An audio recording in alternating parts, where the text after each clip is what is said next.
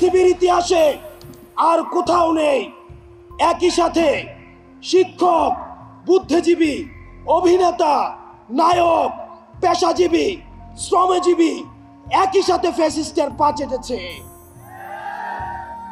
আজকে আমাদের সময় এসেছে তাদেরকে খুঁজে বের করা। যেই ডাক্তার সেদিন আহতদেরকে চিকিৎসা দেয়নি, যেই জনগণের পয়সার কেনার বুলেট, যেই বিজিবি থাকার দরকার ছিল সীমান্তে, তাদেরকে ডেকে এনে তাদেরকে দিয়ে কারাগুলি চালিয়েছে, তাদেরকে খুঁজে বের করতে হবে। আমার পুলিশ ভাইদেরকে কারা ব্যবহার করেছে তাদেরকে খুঁজে বের করতে হবে। যাদের কলম এই ফ্যাসিবাদের পক্ষে লিখেছে এই কলমগুলোকে ভাঙতে হবে। যার জিহ্বা এই ফ্যাসিবাদকে সমর্থন জুগিয়েছে এই জিহ্বাগুলোকে আটকাতে হবে। যারা সিনেমা বানিয়েছে এই ফ্যাসিবাদের পক্ষে, লক্ষ লক্ষ কোটি দিস্তা কাগজ এই ফ্যাসিবাদের পক্ষে সমর্থন জুগিয়েছে, এই কাগজগুলোকে পোড়াতে হবে। গত 16 বছরে আলেম ওলামাদেরকে যারা গণতন্ত্রের পক্ষে কথা বলেছে তাদেরকে যখন জেলে নিয়ে যাওয়া হতো, তাদের কোমরের রশি বেঁধে তাদেরকে জেলে নিয়ে যাওয়া হতো। কিন্তু আমরা দেখছি আজকে যাদের হাতে 2000 শহীদের রক্তের দাগ লেগে আছে, তারা যখন জেল থেকে বের হয় মনে হয় শ্বশুর বাড়িতে পিকনিক করতে আসছে। আমরা খবর পেয়েছি ক্যান্টনমেন্ট গুলাতে, জেলখানাগুলোতে নাকি রাতের বেলায় ব্যাডমিন্টন খেলার আয়োজন করা হয়। প্রশাসন, পুলিশ প্রত্যেকটা স্তরে স্তরে এই ফ্যাসিজমের আখড়া গড়ে উঠেছে। প্রত্যেকটি জায়গা থেকে ফ্যাসিবাদকে উৎখাত করতে হবে। আপনারা জানেন 71কে পুঁজি করে আওয়ামী লীগ গত 16টা বছর শত মায়ের বুক খালি করেছে, শত স্ত্রীকে বিধবা করেছে, শত সন্তানকে এতিম করেছে, শত মাকে সন্তান হারা করেছে। এই 71কে পুঁজি করে যারা এই 71কে আওয়ামী লীগীকরণ করেছে তাদেরকে বিচারের আওতায় আনতে হবে। 71কে পুঁজি করে যাদের ইজ্জত লুণ্ঠন করা হয়েছে, যাদেরকে ফাঁসিতে ঝুলানো হয়েছে, যেই ফ্যামিলিগুলোকে মানুষের সামনে লজ্জিত করা হয়েছে, সেই ফ্যামিলিগুলোর ইজ্জত ফিরিয়ে দিতে হবে। প্রশ্নবিদ্ধ এক বিচারের মধ্য দিয়ে আমাদের দেশের উল্লেখযোগ্য আলেমদেরকে ফাঁসিতে ঝুলিয়ে হত্যা করা হয়েছে।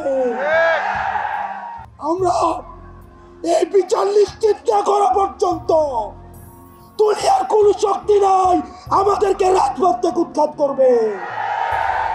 ক্ষমতার লোভে অনেক রাজনৈতিক দল আওয়ামী লীগকে মাফ করে দেওয়ার আলাপ তুলেছে।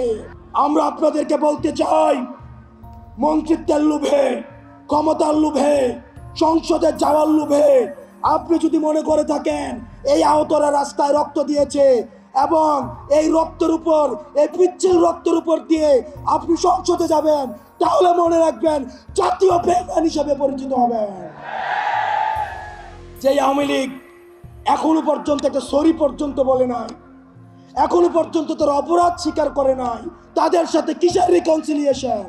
তারা ক্ষমা চাওয়ার আগে, তারা ক্ষমা চাওয়া তো দূরে থাক, তারা এখন হত্যার হুমকি দিচ্ছে বিদেশে বসে। কিন্তু আমরা দেখছি মুরব্বীদের মধ্যে তাদের জন্য মায়া হচ্ছে। মনে রাখবেন, যারা এই রিকনসিলিয়েশনের আলাপ তুলছেন, আওয়ামী লীগকে নির্বাচনে দেখতে চাচ্ছেন, আপনারা ক্ষমতামুখী, আর আমরা আহত এবং যারা জীবন্ত শহীদ আমরা হচ্ছে জনতামুখী। যতদিন পর্যন্ত না আওয়ামী লীগের বিচার নিশ্চিত হবে ততদিন পর্যন্ত আগে বিচারের প্রশ্ন। আমি মুরব্বীদেরকে বলতে চাই, যারা বিশেষজ্ঞ রাজনীতিবিদ আছেন, যারা রাজনীতি করছেন, আপনারা ক্ষমতায় যাবেন, গণতন্ত্র প্রতিষ্ঠিত হবে, ভোটাধিকার প্রতিষ্ঠিত হবে, এগুলোর জন্য আমরা আন্দোলন করেছি।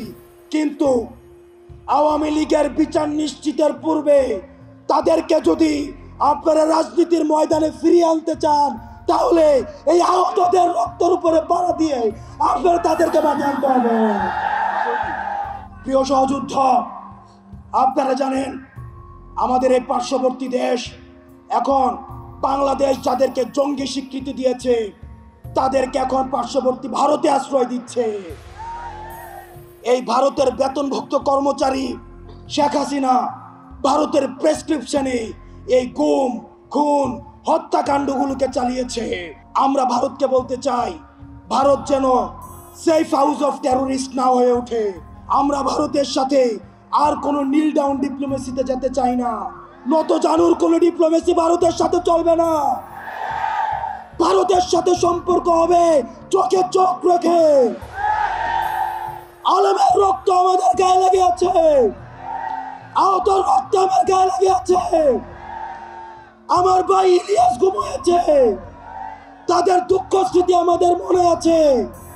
তাদের রক্তের উপর দাঁড়িয়ে ভারতের সাথে কোন উন্নত জানু সম্পর্ক আর হবে না। ভারতের সাথে আমাদের সম্পর্ক হবে ন্যায্যতার ভিত্তিতে, আমাদের ঈর্ষার ভিত্তিতে। আমরা বলতে চাই, ভারত জঙ্গিদেরকে এখন আশ্রয় দিচ্ছে, জঙ্গিদেরকে পৃষ্ঠপোষকতা দিচ্ছে এবং গুজরাট কসাই আমার দেশে সাম্প্রদায়িক সম্প্রীতির লেসন দিচ্ছে। আমরা গুজরাট কসাইকে বলতে চাই, আমার ভাই আবু আলিফকে দিন দুপুরে রাস্তায় ফেলে জবাই করা হয়েছে। জবাই করার পরেও আমাদের বাংলাদেশে আলেম সমাজ আমরা ধৈর্যের পরিচয় দিয়েছি। এটি হচ্ছে গণঅভ্যুত্থানের শক্তি। আমরা ভারতের কোন ষড়যন্ত্রে আমরা পাড়া দেই নাই।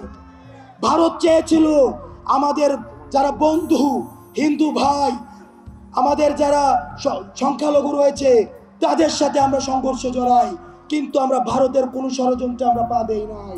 এই বাংলাদেশে সংখ্যালঘু তারাই যারা বাংলাদেশের বিপক্ষে। আমার কোন হিন্দু ভাই সংখ্যালঘু না, আমার কোন বৌদ্ধ ভাই সংখ্যালঘু না, আমার কোন পাহাড়ি ভাই সংখ্যালঘু না। বাংলাদেশের বিপক্ষে যারা, তারাই হচ্ছে সংখ্যালঘু। আমরা স্পষ্ট করে বলতে চাই, আসাদুজ্জামান খান কামালকে যখন পুলিশ দেখাচ্ছে, এই ছেলেগুলাকে একটা বুলেট মারা হয় আর 10টা দাঁড়িয়ে যায়। আমরা হচ্ছে সেই প্রজন্ম। আপনারা যদি মনে করে থাকেন যারা হচ্ছে সমঝোতার রাজনীতিতে বিশ্বাস করেন, যারা চাচ্ছেন ব্যাকডোর দিয়ে সমঝোতা করবেন, মামলা বাণিজ্যের মধ্য দিয়ে সমঝোতা করবেন, মনে রাখবেন এই প্রশস্ত বুকের উপর দিয়ে তাহলে আবার বুলেট যেতে হবে। আর কোনো বাংলাদেশে সমঝোতার রাজনীতি নয়, আর কোনো গুম নয়, আর কোনো হত্যা নয়, আর কোনো ফ্যাসিবাদের উত্থান নয়। যেখানে ফ্যাসিবাদের উত্থান হবে সেখানেই আমরা একসাথে লড়বো।